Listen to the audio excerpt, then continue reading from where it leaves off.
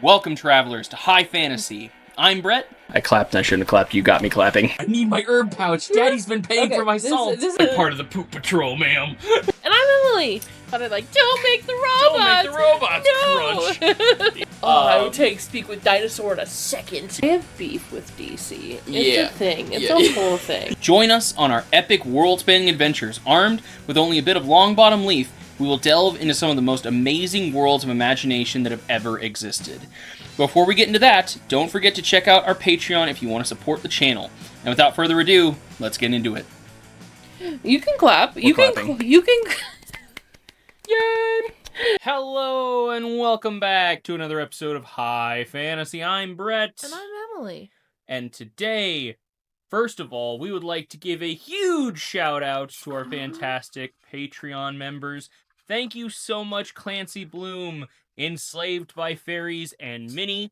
We appreciate you, and you help us keep doing the things that we enjoy doing, not only for ourselves, but for all of you as well. So thank you again for your generosity. And without any further ado, let's get into it, shall we? Let's get into it. What's happening? What are we doing? Today, we are going to be talking about fantasy's most loved playboys. The elves. I don't know what I was expecting to hear, but it wasn't that. It wasn't that. And why not spice it up a little bit by throwing them in space? Ooh. We're talking about the Eldar today. This is going to be a continuation of our Warhammer series, talking about the Eldar. All right, let's do it. Let's go. Playboy of fantasy. All right, so what do you know about the Eldar? Apparently, they're the playboys of fantasy. They're space elves. And I only ever remember that because every single time you say Eldar, you then immediately follow it with their space elves. Mm-hmm. And that's the only reason I remember is because you tell me every time. That's fair. It is truly that easy. Just like, orcs from 40k are just orcs. Elves. Well, when you say Eldar, my mind doesn't go to elves for some reason. Like, you have to say it for me to be like, oh yeah, those are the elves. Yeah. Now, the reason I believe that they are called, like, the Eldar, Eldar, is it's kind of mainly because they're very old. That makes so much sense. They are the elder race. Yes, Eldar, yes. That's... So, long before humanity was doing its fun thing, expanding out into the millions of worlds that we have for the Imperium now, the Eldar reigned supreme over the galaxy. They had the numbers, they had the technology, and they had the skills to pretty much put the universe under heel. Okay. Now, unfortunately, and you're going to notice a theme as we go through the different races. Okay. Generally, there was like a time before when they were super OP. Okay. Then something happens. And they're not quite as OP anymore. And they're not quite as OP anymore, and they're kind of trying to get back to the glory days. Okay. So with the Imperium, like we had the golden age of technology, right? And then they kind of got their shit kicked in by the Men of Iron. Oh, yes. By the AI. And then we're still not to the point that we were at back then. Yeah, like, this is the Superman effect, where it was like everybody in the universe got too powerful, and the only reason all of these people exist is because they were all too overpowered in the same amount of way. Exactly. So, the thing to know about the Eldar is they are extremely elitist. Sounds like elves so far. They view pretty much every race as... There's either actual contempt there, or it's the same way your older brother might view you. Okay. Of like, you adorable little idiot. Shit. Like, you are so bad at everything you do, but don't worry, I still love you. It's how Legolas looks like Gimli. Yeah, in a lot of ways, for sure. So, the problem was, the Eldar, right now, at the point that they're at, is piddle compared to where they were near the beginning. Okay. And again, they're a lot older of a race than humanity. So when humanity was still just treading around on Earth, they had conquered the stars. Yeah. The problem with this is after you win, what do you do? So they had pretty much, like, they're resting on their laurels. Mm-hmm. They were like, all right, like, we did it. Hooray. We did the thing. We're awesome. Woohoo, party? And time to party. And boy, did they party. Oh, man, did they party. Yeah. So they started expanding in their knowledges of things like arts and culture and theater and, other things like that. Performance, dancing, etc., etc. And the Eldar experience emotions. I think it's like, it's stupid. It's way higher than a normal person, like a human does. Okay. So their emotions, anything that they experience is heightened by a lot.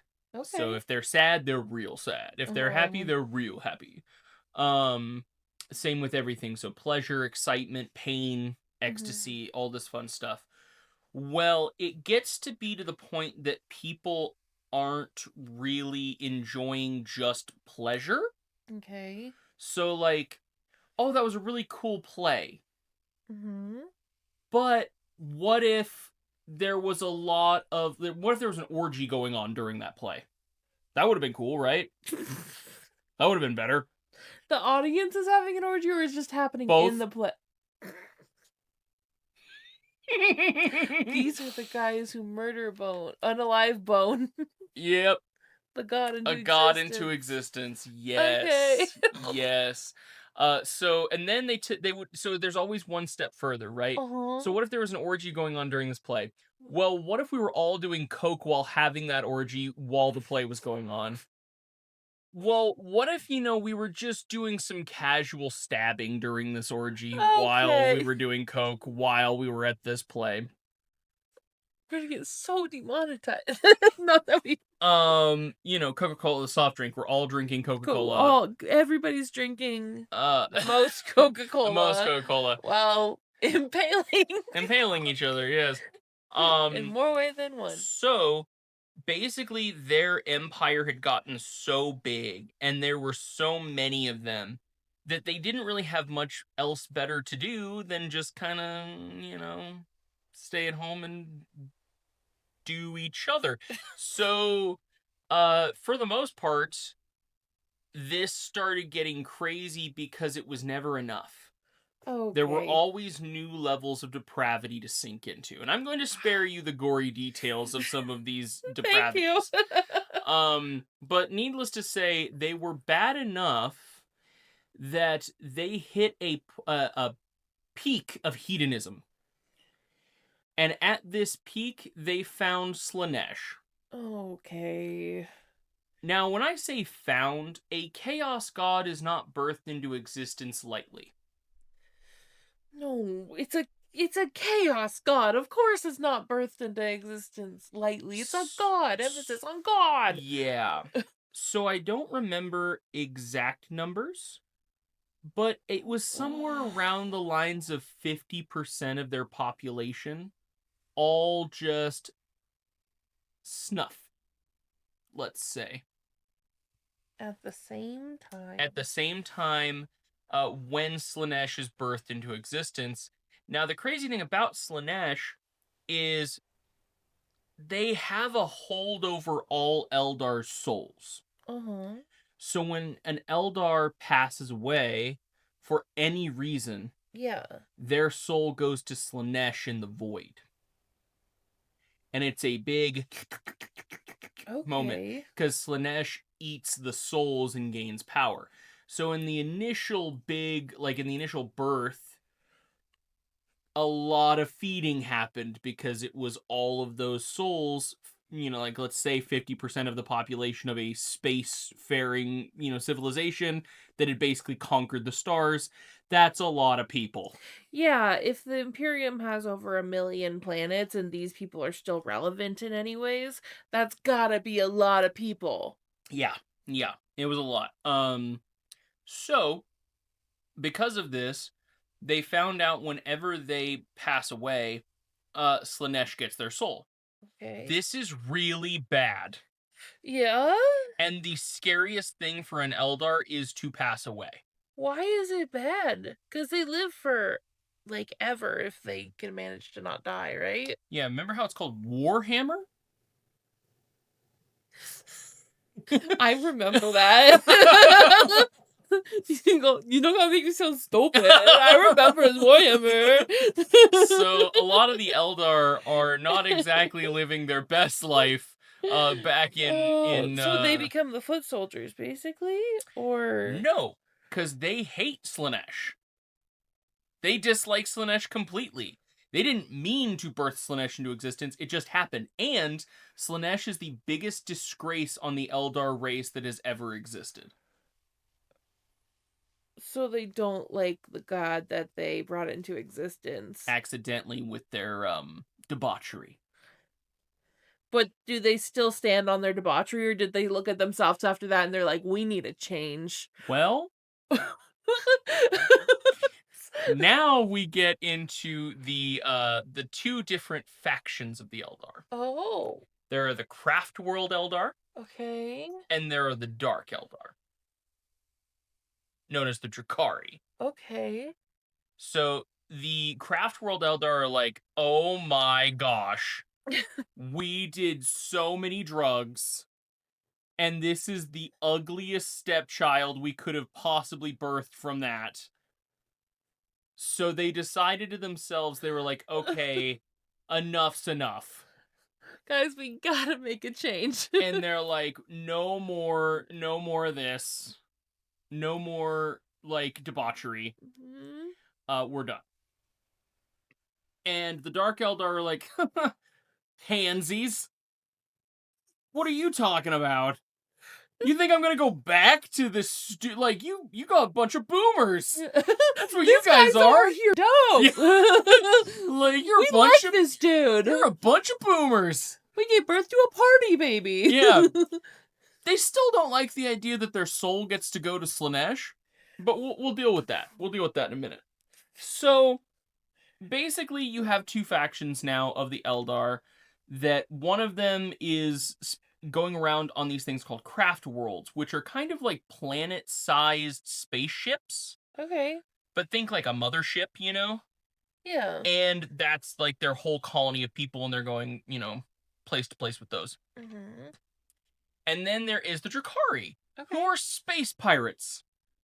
And they ride around on actual, like, spaceships that look like a normal Corsair ship. And they just hit Imperial, like, supply lines. They steal from anyone and everybody that they can. And their whole goal is to cause as much despair, misery, and torment as they possibly can. That's so specific. Oh, that's their only goal is just to cause despair. Because they figured out something. Oh god, what did they figure out? So, Slaanesh is always trying to, like, grab those Eldar souls. Unless you do something to, say, feed Slaanesh instead. So they are basically under Slaanesh's quote-unquote protection as long as they gather despair for her? Kinda, yeah. Like, she leaves... he, whatever we want to call Slaanesh. Whatever Slaanesh is identifying as today. The eldritch horror that is Slaanesh. Yeah. Is basically like, alright, keep feeding me this stuff and you can just chill out. They also found that if they did this, it fed them and empowered them as well. So they got stronger, faster, better. This is kind of a scary idea, because they reached even crazier heights of debauchery than the Eldar did back in the day. Again, that's some boomer shit y'all be doing. Yeah, bunch of boomers. So they're like, we're done with your, like, conservative BS, dude. All right, we're not gonna let you put a manacle on us. We're gonna party hardy. We're gonna party so hardy, dude. Party so hardy. I love them. And party they did. I love them. They love taking slaves. Don't love that. Never mind. Because their biggest thing is, once again, they need people to inflict torture, torment, and mayhem upon, and slaves are great for that. So they hit, again, the Imperium, they go after Tau, they try to go after orcs. Most of the time they get their butts kicked by orcs, but, you know, They're too squishy for orcs. a little too squishy for orcs. Yeah, it's not... They're like, ooh, we're a space pirate. We're gonna go. Yeah. There's a lot to talk about the things they do. They have homunculus covens. There's a lot of witchcraft and stuff that goes on with the Drakari. They like to turn people into what are called flesh couches. Oh my god! See, you make it sound so cool, and It is, and then it's but really then not. It's not. It's really not. It's really not. Oh, why does everything in this world have to be so double-sided? messed up? Every single time on the podcast, you've told me about some guys where I'm like, I like them. It then immediately becomes awful. Yeah, it's. I mean, to be fair, like, the thing about Warhammer, and the thing to always keep in mind, is it is a very satirical play on everything that's going on in real life, or everything that has happened at some point in life. Yeah. So it's a big, like, oh, we partied ourselves into extinction almost. We're gonna, like, take everything to the most twisted and dark extreme. Warhammer is the dark web of video games. Yeah, in a lot of ways, for sure. Games. Yeah, because it's like they take a certain aspect of time, and then they're like, all right, now how can we just mess it up? How can we really amp this up to 12? How can we make this awful for everybody involved? And again, it's like everybody's always like, oh, the humans are the good guys. There are no good guys in Warhammer. There's no good guys. And the one time they tried to have good guys, a quote-unquote good faction that was just nice and good people, it didn't go well. And so they decided to make them a bunch of mind-controlling crazy people for the most part. So no, there are no good guys in Warhammer. Okay? It's just different shades of bad stuff. And the Drakari are some of the highest levels of bad stuff that you're gonna find. Because they were like, bet. I will be as bad as I need to be. They made a chaos god. Like, where's the redemption there? Yeah. There's, like... Yeah, so, for the Craft World Eldar, they found a slightly different way to avoid Slaanesh. Okay. And they're called, like, soul stones. So they wear them in their armor, and if an Eldar falls in battle, they will, their soul will be sucked into the stone. Okay. And then later on, those, hopefully, those stones are collected, and they are put into new clone bodies. So Slaanesh never gets a hold of them. Oh, tricky little elves. The elves, like, the Eldar are really cool.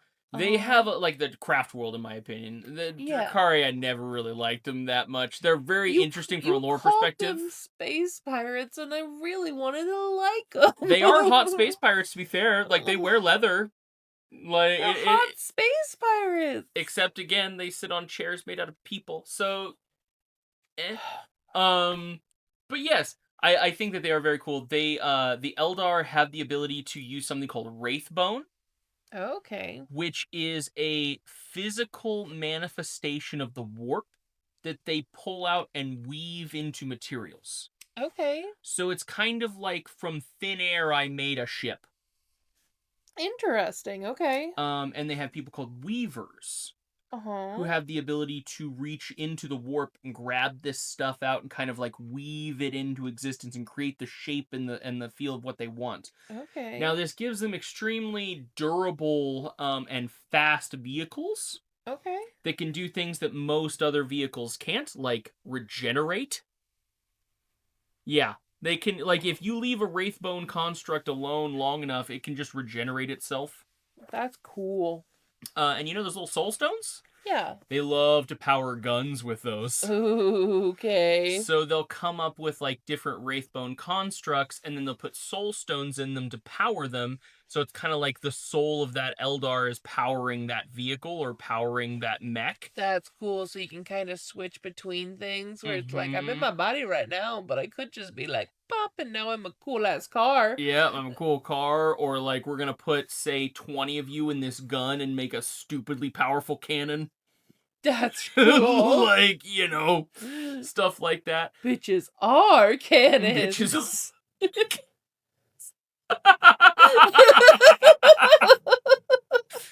Oh, that's absolutely incredible. Oh my gosh. Oh, Gotcha. but yes, the Craftworld Eldar have all basically taken vows of celibacy Okay. because they do not want to feed Slanesh. They do not want to give in to their Oh. base urges again like they did and mess up and then, They're like, if I do this, I'm gonna remember what it was like 30 years ago and I might start stabbing people. Yeah, this might be real bad. Yeah, this might be really, really bad. So because of this, like, the Eldar fit a very elven aesthetic and kind of niche in the Warhammer universe, Yeah. where they're very old, they're very ancient, they've had a lot of time to be graceful and powerful and trained to be like these agile warriors who are untouchable and so good at everything that they do and blah, blah, freaking elf. Stupid. Anyway, You really don't like elves? I don't because they're so, everybody wants to be an elf and they're so Yeah. pretty and they're so perfect and they get everything done and they live forever and they'll never be not beautiful. It's like, shut up. Okay. Other ones are cool too. I Yeah. get that. I feel it. Other things are cool. All right. We don't all have to be elves all the time. Anyway, moving on from my little tangent. So the Eldar and the Drakari hate each other. Absolutely hate each other. Yeah, because they have literal opposing morals. And the whereas the Craftworld Eldar have the craft worlds to go to, the Drakari don't really have places like that except for one. Okay. It's called Kamara. Oh. It is the biggest seat of debauchery that you have ever found.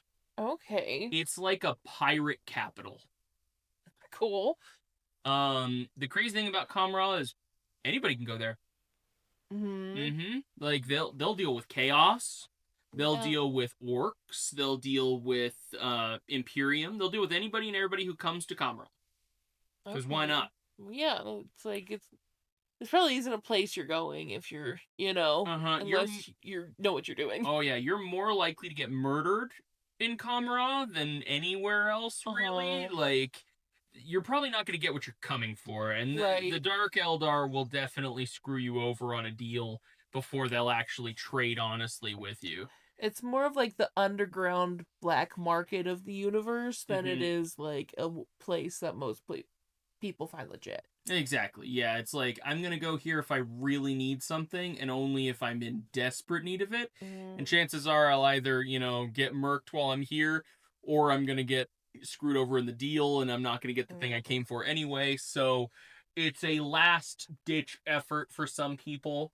Orcs don't really go there super often because they don't care about trading off that much. Like, why would you? Yeah. Orcs are more about crumping, so they're just there for a fight. They can imagine their supplies. They don't need to buy something. For the most part, yeah. Well, and orcs trade in teeth, so it's like, well, that's just not really. Nobody wants your fucking tooth. Yeah, exactly. But you can trade for anything and everything with any kind of currency that other people are willing to accept. Okay. So they'll trade in slaves, they'll trade in favors, they'll trade in gold, they'll trade in ammo, they'll trade in food, they'll trade in supplies, they'll trade in ships, they'll trade in planets. That, like, it's basically, what do you have that I need? Exactly. What do you have that I might need and or want? And what can I give you in return for that? I like that. I love a good barter system. Yeah, so the Drakari aren't above trading with people, and sometimes they'll even keep a trade going for a fair amount of time just to kind of like, okay, this has been advantageous and beneficial for me as well, so I'm gonna keep this up. As long as I'm getting the better end of the deal for the Yeah. most part. They're always looking to get the better deal, and the better deal, and the better deal. The Craft World Eldar have actually worked with the Imperium. Okay. The Imperium don't like working with them, but they have Okay. on very few occasions. Because remember, the Imperium still is like Xenos filth, die heretic, kill the mutants kind of thing. You're not a human? You're not a human. And the thing you'll actually notice with some like video games very similar to Warhammer, like StarCraft, right? You have the humans, or the Terran, right? And then you have the ancient race of aliens that have been around for a long time with highly advanced technology. Oh yeah, Protoss and or Eldar, and you know. And then you have bestial, like, kind of animalistic tribe. Yeah. Right? So you have like Tyranids or, you know, Zerg.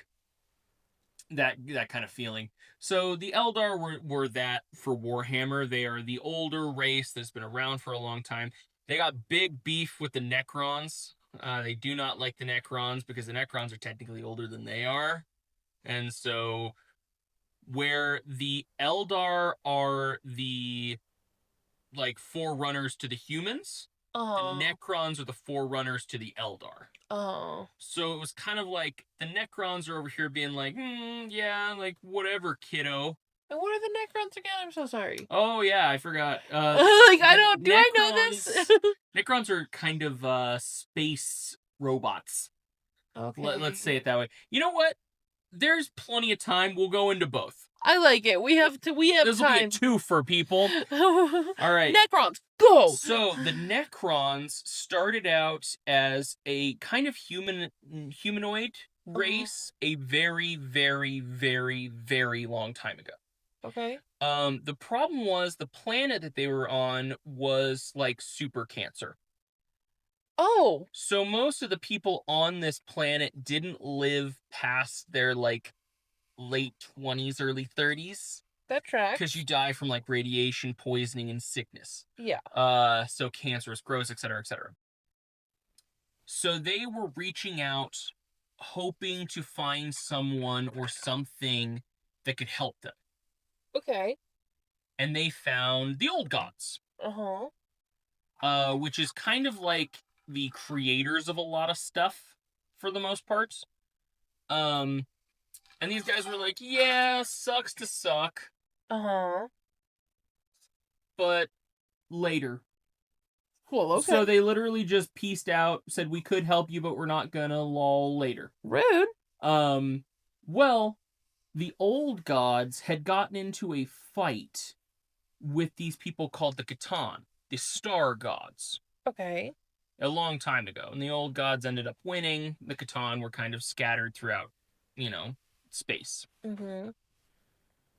So the Catan saw the Necrons. And they're like, hey, buddy. Hey, pal. Hey, pal. You don't like the old gods, right? Like, they scoffed you and you've been forsaken by them. Heck those guys. So, what if I told you that I could save your people? We're listening. What if I told you that I could make you stronger than you ever thought you could be? And what if I told you I could give you an even playing field with the old gods? Sounds like a pretty good deal to me. So, the Catan and the Necrons formed an alliance. The Necrons would help bring them back into existence. Okay. And after they were brought back into existence, they would give the Necrons the power that they needed in order to destroy the old ones. Okay. And they're like, this sounds great. Together, you know, everybody gets what they want. So, and the Necrons, the whole point was they just wanted to, you know, be able to live a normal life. They didn't want to die at like 29 or 30. Yeah, they just wanted to like be able to exist. And not sickness. Yeah. And they were very like Egyptian themed. So pyramids, all that kind of stuff. Pharaoh, etc., etc., etc. Well, they managed to do this. They erect these giant monoliths to the Catan. Mm-hmm. And they build them these, like, mechanical bodies. And they're able to kind of, like, inhabit them and bring shape to the star gods again, essentially, is what they're doing. Okay. And the star gods teach them how to make these giant furnaces. Okay. That they say, you know, you're going to undertake something called biotransference, I believe is what it was called. And once you've done that, you will not have to worry about sickness ever again. Oh, wow. You will live forever. Damn. You will never have to worry about this again. Disease, all of these things will never affect you or ail your people ever again. Mm-hmm. They're like, well, that sounds pretty freaking cool.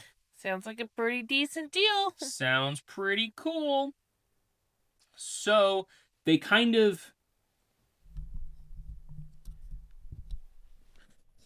move around this idea for a while where they're like, I don't know, like, what, when, you know, I don't know, yeah. And eventually they're like, all right, we're going to do it. Okay. So, they and all of their people march into the furnaces. Just no hesitation. Some of them led in chains because they did not want to be doing this, but, well, too bad, Too so bad. sad, sucker. So, Pharaoh so-and-so, you know, like, very Yeah. slaves of Egypt kind of thing. So, they are led into these furnaces, and they emerge the, now metal, skeletal forms of the Necrons. Oh, they're skeletal. They are kind of like walking mummies, like skeletons. Okay. Get it? Because Egyptian themes, skeletons, They're mummies, that metal- kind of thing. I get Yeah, they're metal skeletons. but they're made metal out of- mummies. Sorry. They're made out of metal, which has the ability to, again, just regenerate. This makes them so hard to kill. The only reason they're still around is because they're too difficult to kill. So the problem is, Oh. kind of erased the will and mentality of most of these people. So they're kind of mindless automatons now. Oof.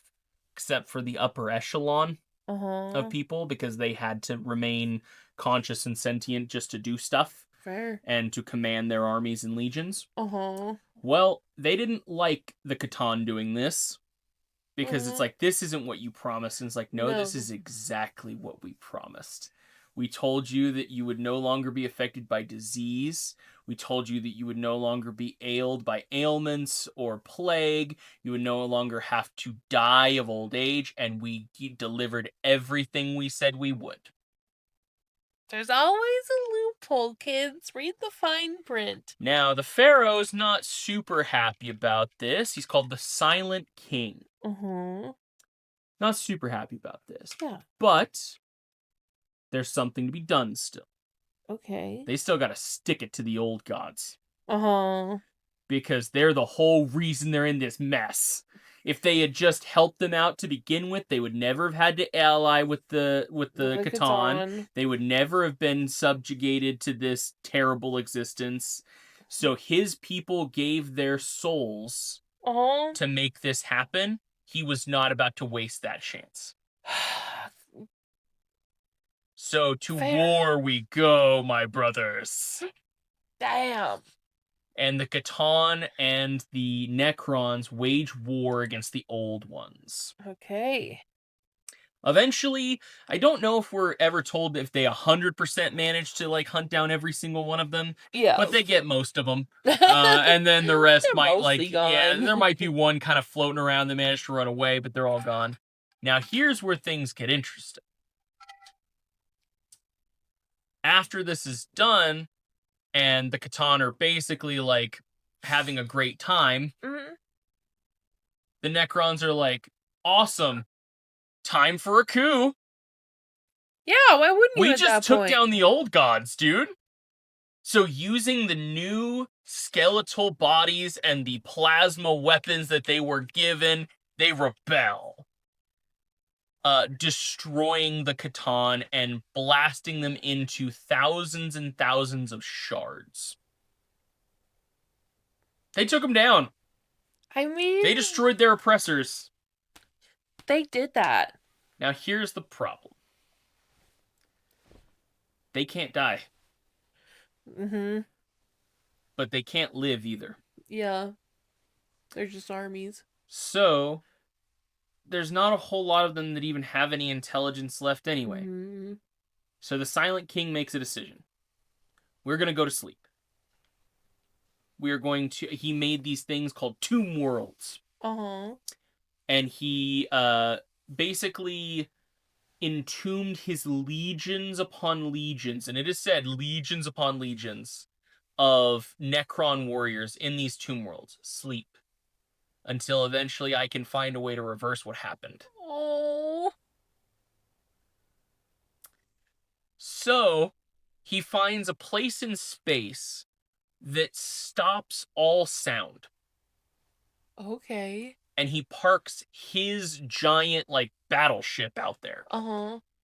And for, I think it's like 30,000 years? Uh-huh. Something like that.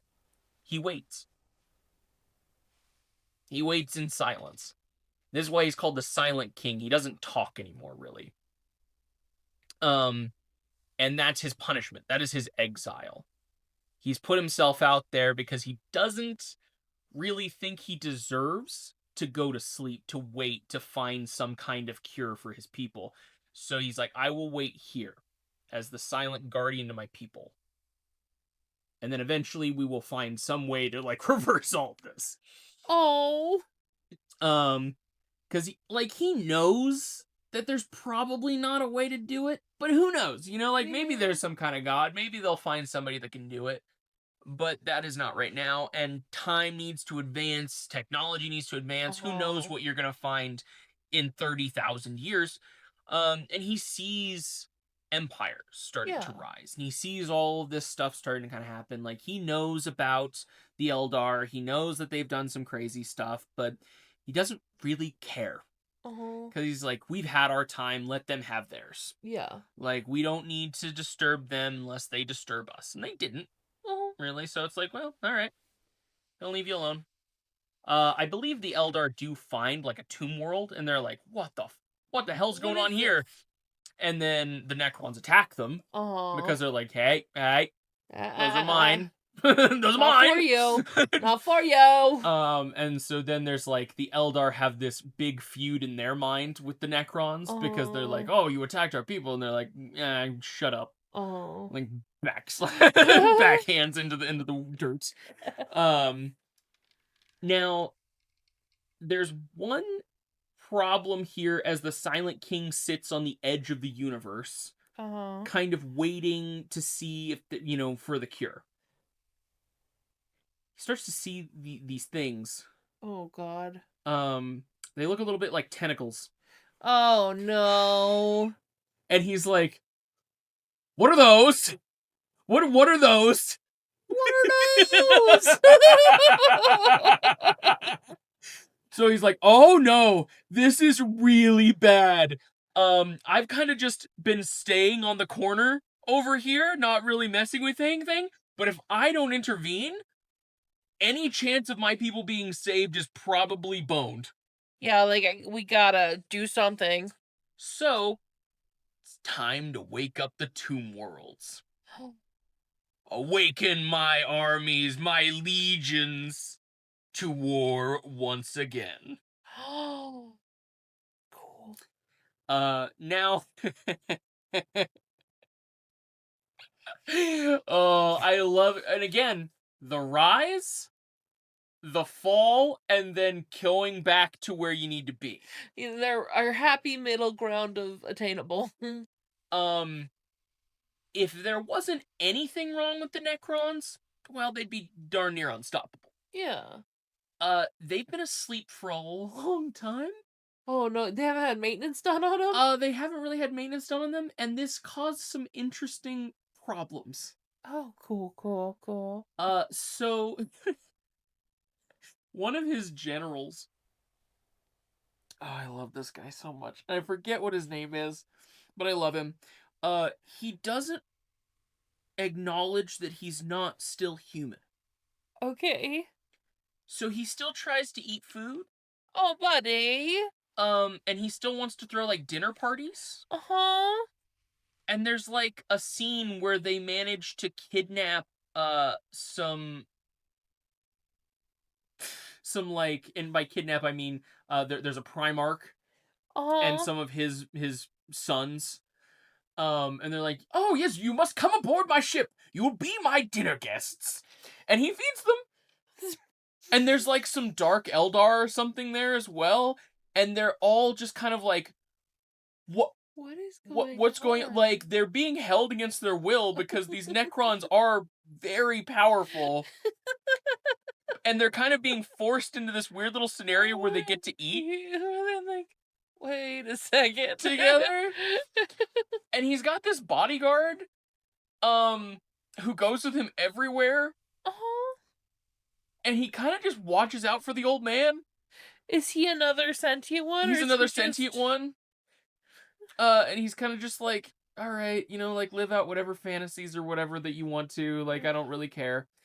But he's very much with a, like, down with every other race other than us. Mm-hmm. So it's really funny because the old man has to be like, no, we must be hospitable to them. We must be nice. We must be kind. And he's like, now, they are of a nature like us. We must be kind to people of our ilk, correct? But he refuses to acknowledge that they are not still fighting the old gods as well. So he's like, oh, look at what they have done. They have painted their men green, and they send them in screaming hordes at us. Ah, what crazy ragamuffins they do put upon my doorstep. To battle! Like, they're orcs, but he refuses to admit that they're orcs.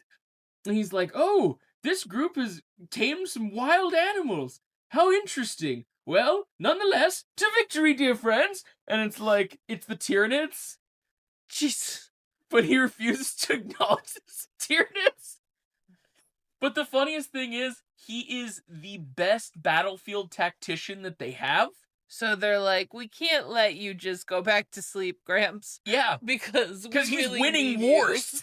We really need you. Like, he's actively winning wars, even though he's just like...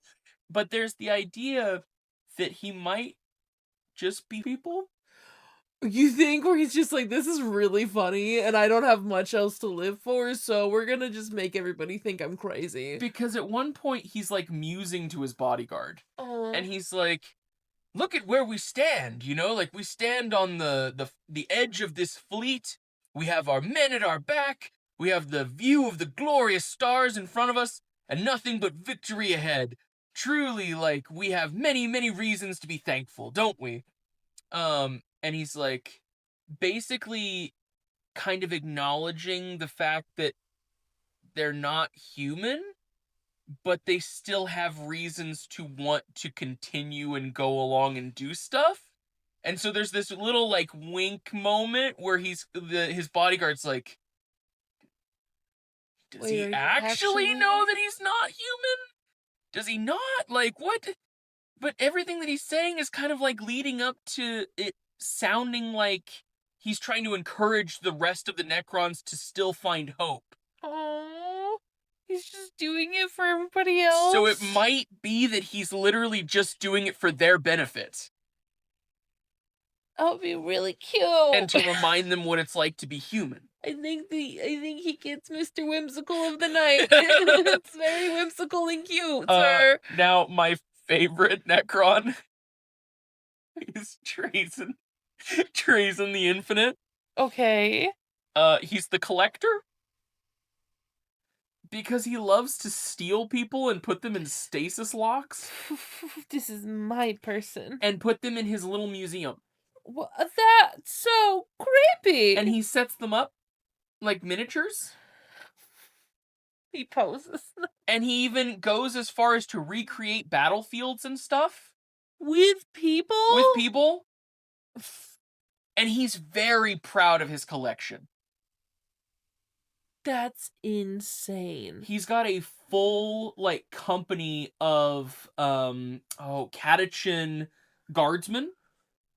And he's like, notice my attention to detail. I did make sure that each one of their uniforms was so nicely pressed before they were stasised. And it's like, wait, so he has the attention to detail to make sure that each one of them is exactly what they need to be? Uh-huh. And he'll put them in poses. Like, he'll have them crawling through trenches, or he'll have, like, Tyranids getting ready to eat somebody, or whatever. He just has galleries. And How does he put them in stasis? Because just Necron tech. Again, stupidly advanced alien technology that can do something akin to magic. It's like time stop magic. Yeah. People museums. Yeah, people museums. It's like a wax museum, but with flesh. But the funniest thing about Trazen is he loves, it's not just people. He wants stuff. What does stuff mean? So, like, let's say, Vulcan's sledgehammer. So he also just steals stuff. He's a little thief. He's a little thief. And he does everything he can to get a hold of these artifacts so he can properly put them in his collection where they need to be. You know, to preserve historical accuracy. That's insane. Like, he wasn't a robot. That's just psychotic. But the fact that he's a robot just makes it kind of like he's treating people like pets to be taxidermied, or like it's weird, but like it feels like the eccentric billionaire, you know. Yep. He is very crazy. I love him so much because he has the ability to transfer his consciousness. Mm-hmm. If he dies, he doesn't actually die. He just goes to another one of the many faceless Necron Legionnaires. Uh-huh. And, well, there's the new Trazen. So you can't kill him. But the funniest thing is, because of this, he's such a schmarmy little prick. Like, it is not uncommon for him to just go out on a mission just to get someone's sledgehammer, or like Vulcan's sledgehammer or something. And he's like, if this works, great. If it doesn't, oh well. Time to try again later. And so the joke is that there's just like a room that he has full of little doubles that he can go into. And it's just like, the light will come on, you'll see like, 50 or 60 of these little machine dudes just kind of sitting in a closet. And one of them will just snap up to attention and he'll be like, darn it, so close. And then he'll just walk on to keep doing whatever he was doing. Oh my gosh. Remember when I told you about Cadia? Yeah. The Necrons came to help with that. They came to help. And they still got bodied. Yep. Trazen started popping out people from his collection. He's like, you're on stasis? Yep. Actively. And they were like, how in the hell did you steal a custody? Because he had like looking at his collection like, wait a second. Yeah, wait a minute. Hold on. Like Sisters of Battle. Oh. He was putting out Catachin regiments. He had people in Pokeballs just to go get them. Everybody else was just like, what? Yeah. Including the people. Because imagine that, like, it'd been hundreds of years since they had seen these people. It's like Catachin regiments from forever ago. And they're like, why are we here? Well, those guys aren't Imperium, so I guess we just wail on these dudes. To be honest, Trazen was one of the only reasons they lasted as long as they did. That's... and remember when I told you that the orcs had somebody that, they really admired from the Imperium? Uh-huh. Called Ol Yarrick? Yeah. Well, Yarrick was also on Cadia. Okay. Because he was the Imperium's best battlefield tactician. Okay. And again, one of the only reasons Cadia lasted as long as it did. Okay.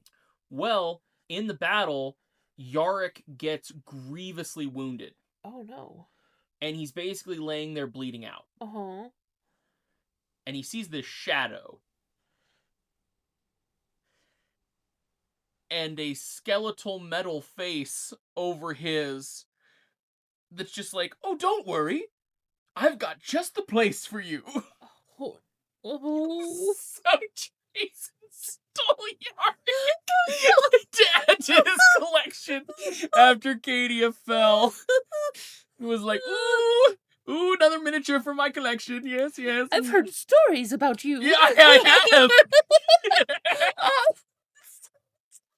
The more like historically interesting something is, the more it is to Trazen.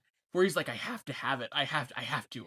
Okay, to be fair though, what person couldn't just turn an eye after that because like he nearly saved everybody. He So did a what's lot, even for worth sure. trying to and then he'd just pop up at another one of the random mindless anyways, so it's not like somebody could stop him, but you Yeah, know. almost all of the Primarchs have had an encounter with Trazen Yeah. because he wants their shit.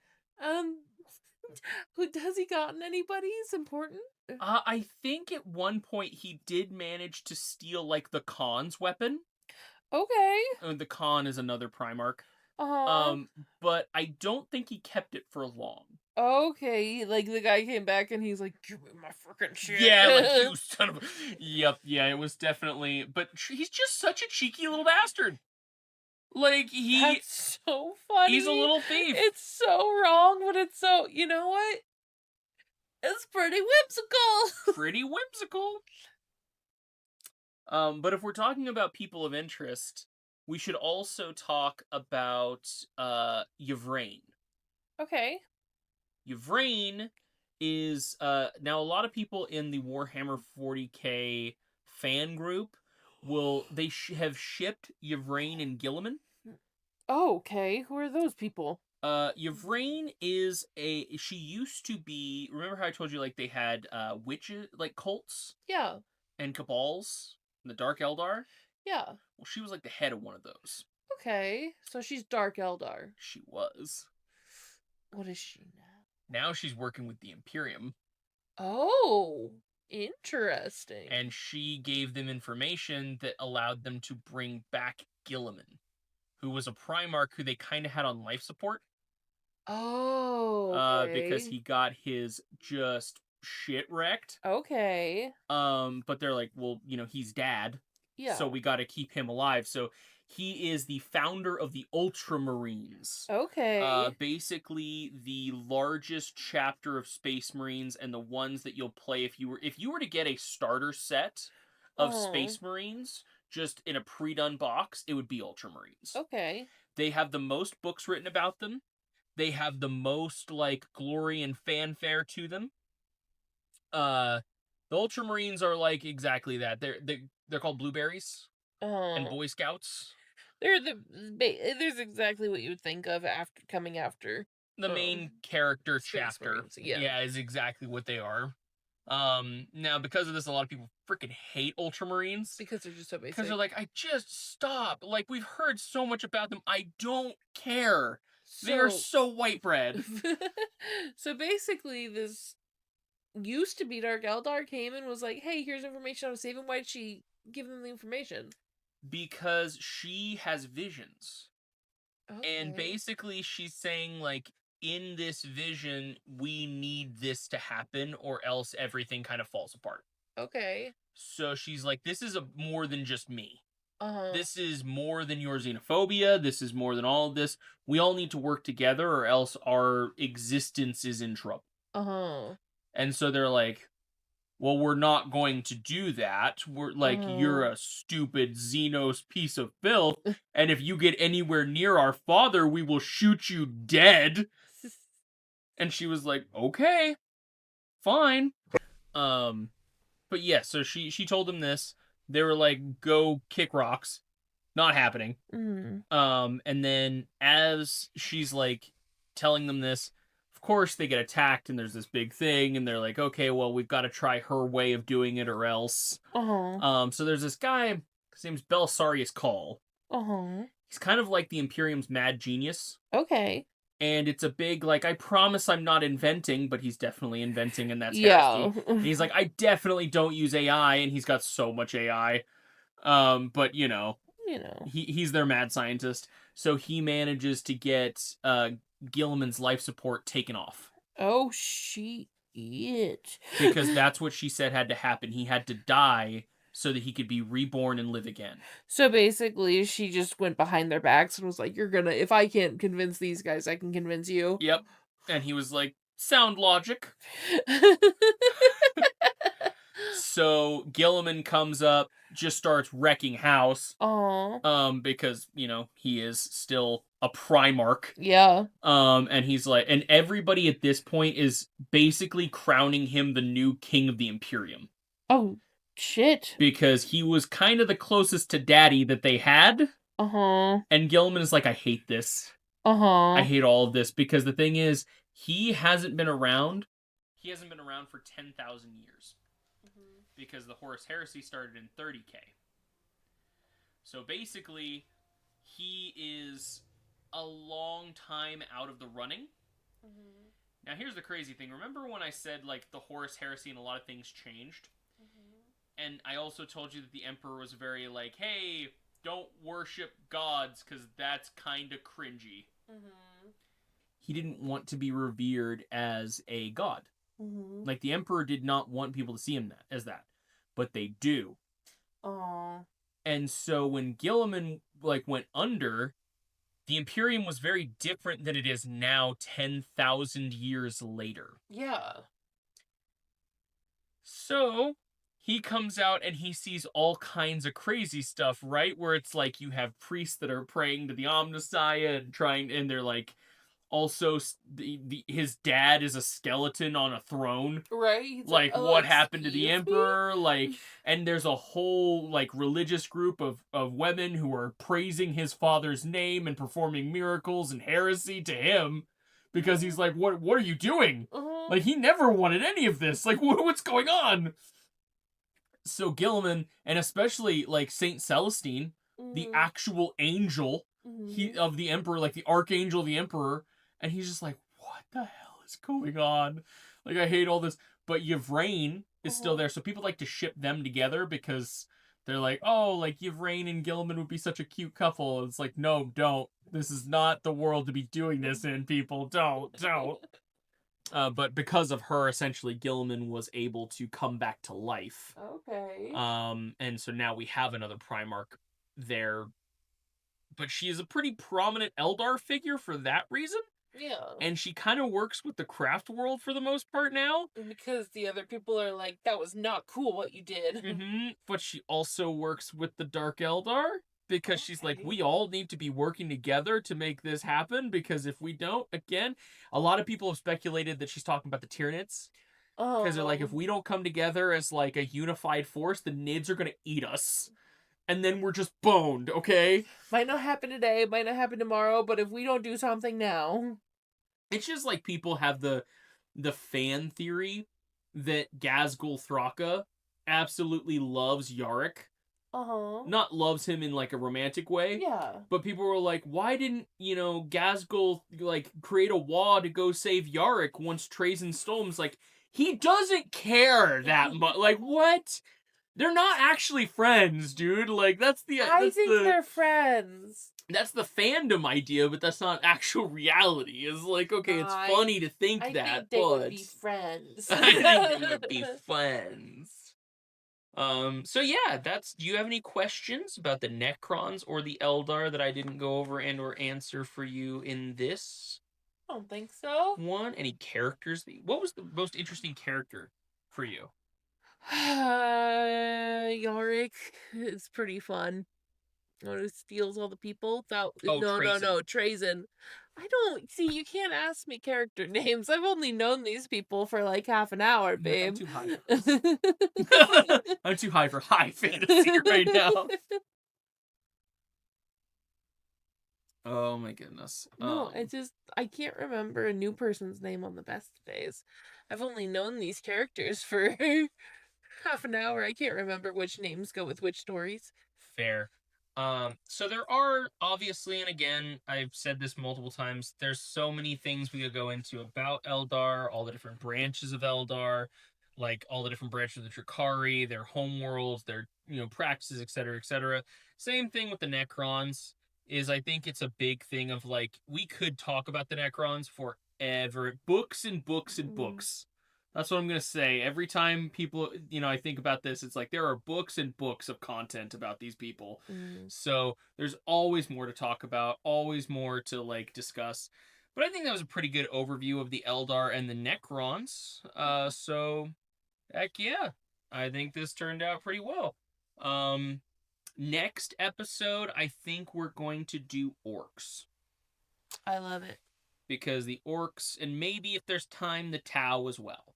Okay. There's a lot to go over on orcs, so, like, we could talk about this for a while, but if we get the orcs and the Tau done, I think I'll be happy with the amount of stuff we got to talk about. There's always, like, again, there's more races to go into, more sub-factions, etc., but we don't cover every little detail in this podcast. We're covering broad vagaries, so...